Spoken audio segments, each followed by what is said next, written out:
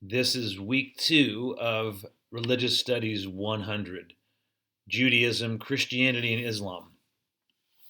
We are in week 2 with the tools to study religion.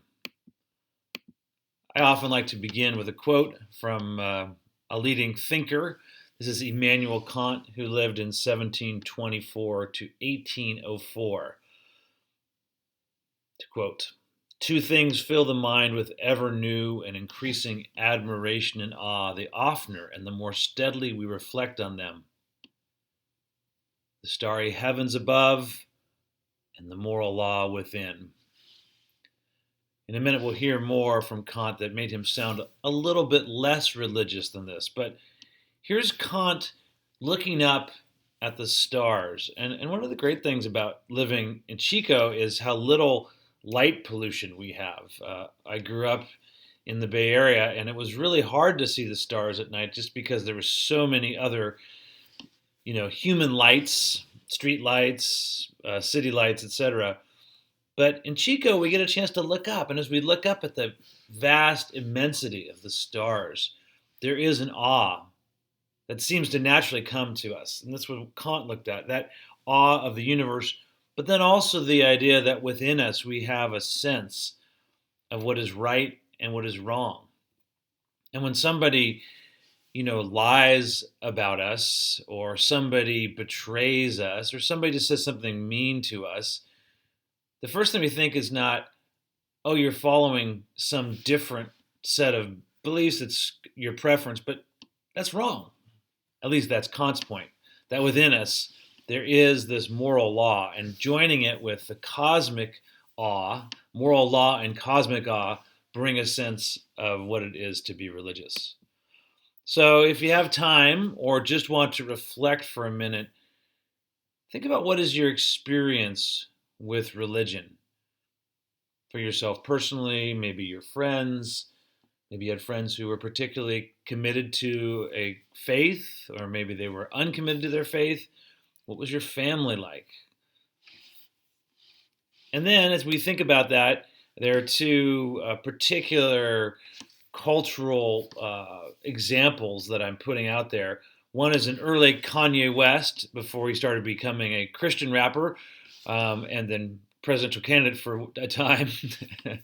Anyway, Jesus Walks, which was one of his earliest hits. Is that a religious song or not? And the key is the word religious. Is there a religious element to this? And then why or why not? And then a brief video in the PowerPoint slides from Kendrick Lamar talking about why he has spirituality in his raps and what's that about. And to reflect on what is it that is religious? How do you view religion? And, is there a difference between this and spirituality? That sort of thing.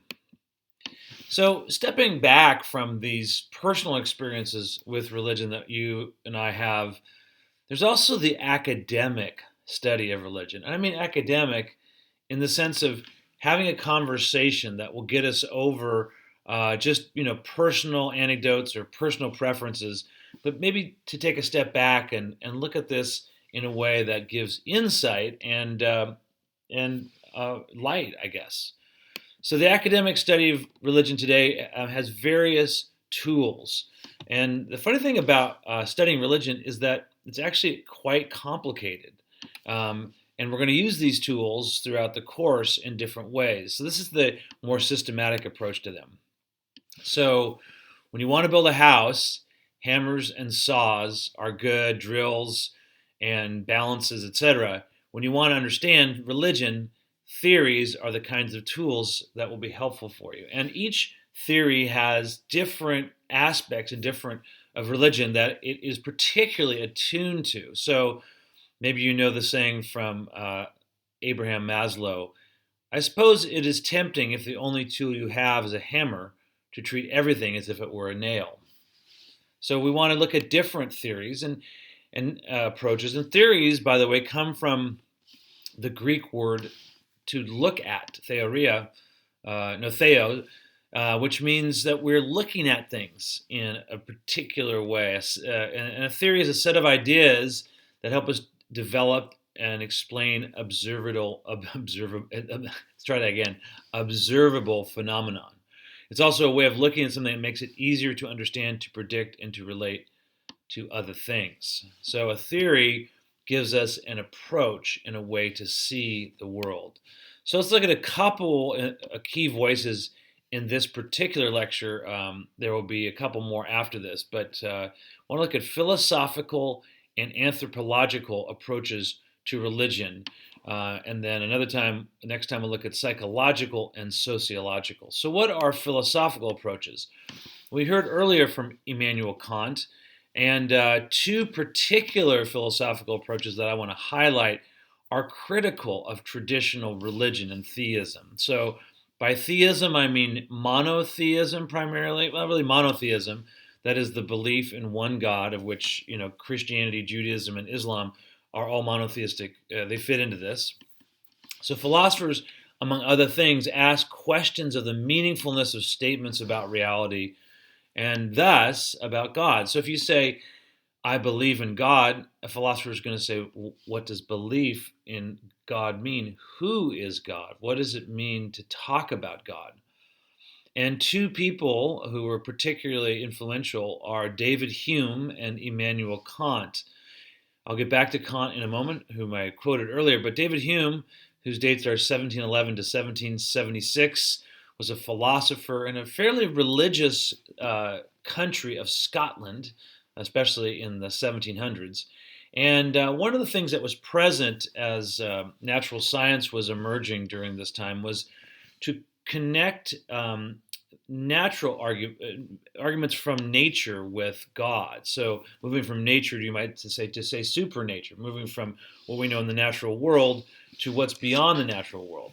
These were called natural arguments or natural theology or natural religion. So Hume had a dialogue that became quite famous that he expressed in a book called Dialogues on Natural Religion. They were fictional encounters between people, and he looked at all these natural arguments and decided that that arguing for God without revelation, without some scriptural revelation and or miracle or something, were ineffective. Hume also believed that miracles were not philosophically sustainable, but even natural arguments weren't that good. For example, the classic argument often brought up is the so-called watchmaker argument. If we find a watch in the forest, we're walking or on our walk through Upper Bidwell Park, and we find a watch, we're going to think, oh, this watch is complicated. It's intricate. It looks like there's design. It doesn't just look like something that just happened. Somebody even put it together. The argument went then, if you look at the world, it is much more complicated and intricate. The natural world, particularly, it's much more complicated and intricate than a watch. Therefore, there must be a watchmaker, and that watchmaker must be beyond this world. That watchmaker must be God. So Hume worked to unfold these arguments. He said, for example, the intricacy and functions we see in nature are often not perfect. They often don't speak of a designer. They seem to be undesigned. They seem to be actually random. And even so, why would we think there has to be one designer? Why does there have to be one God? Couldn't it be a committee of gods? And why would that God have to be personal? Why do we make those extrapolations? So this is the kind of arguments that David Hume, made against natural religion derived not from a Bible or from miracles or from the Quran, but from natural reflection. Immanuel Kant also joined with Hume, and Kant one time said that in reading Hume, he was awakened from dogmatic slumbers. Kant was a very routinized person. In other words, he had routines. Apparently, you could set your watch by when Kant took his afternoon walk.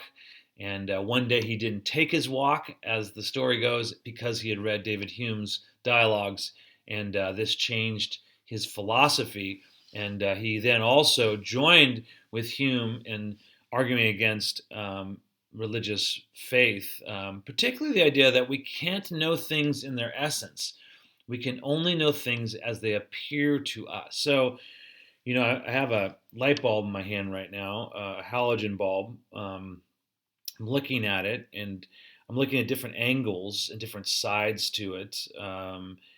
And what Kant would say is we never actually know the bulb in and of itself. We just know how it appears to us. If you want to get technical, we don't know the noumenal bulb, we know the phenomenal bulb. We don't know the bulb, again, noumenally in itself, but only phenomenally. You're not looking at a slide or a video in and of itself. You're only looking at how it comes to you.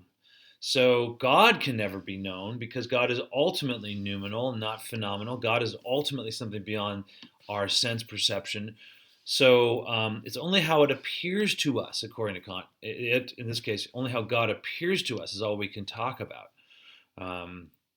And thus, religion needs to be about practical, ethical issues, not about who God is.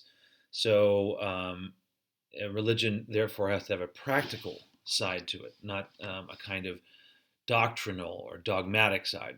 So again, these are two philosophical approaches that are critical of theism. I could offer others that are more contemporary. Richard Swinburne or Alvin Plantinga today would be two philosophers of religion who are more supportive of religious faith, but these are the two that we still hear about a lot today in religious studies. Then we move to anthropology. Anthropology, the study of human beings. Anthropos is the Greek word for human being. The study of human beings and their ancestors through time in terms of physical characteristics, environmental and social relations, and culture. So an anthropological approach to religion looks at it as a way to study human societies and cultures and their development. It sees religion as an experience of human beings, especially in groups occurring in cultures. Anthropologists ask questions about religion. How do religious beliefs, institutions, and behavior relate to other aspects of human culture? How do religious ideas and practices shape group identities? So, one of the things that's interesting about the study of religion is it seems like only human beings are religious, or at least religious in very particular ways. The earliest signs of Homo sapiens sapien, where we have not only modern, anatomically modern Homo sapiens, but also those who are culturally modern, exists somewhere between maybe 60,000 and 100,000 years ago in creating symbolic art and in burying the dead, which seems to have this sense of religion in it, something beyond, something that endures over time. And so an anthropologist will look at religion and see in what ways it is human. One of the key anthropologists of religion is Clifford Geertz, and he viewed religion as a set of symbols. He sees religion as a function. Religion does things. That's how he understands religion.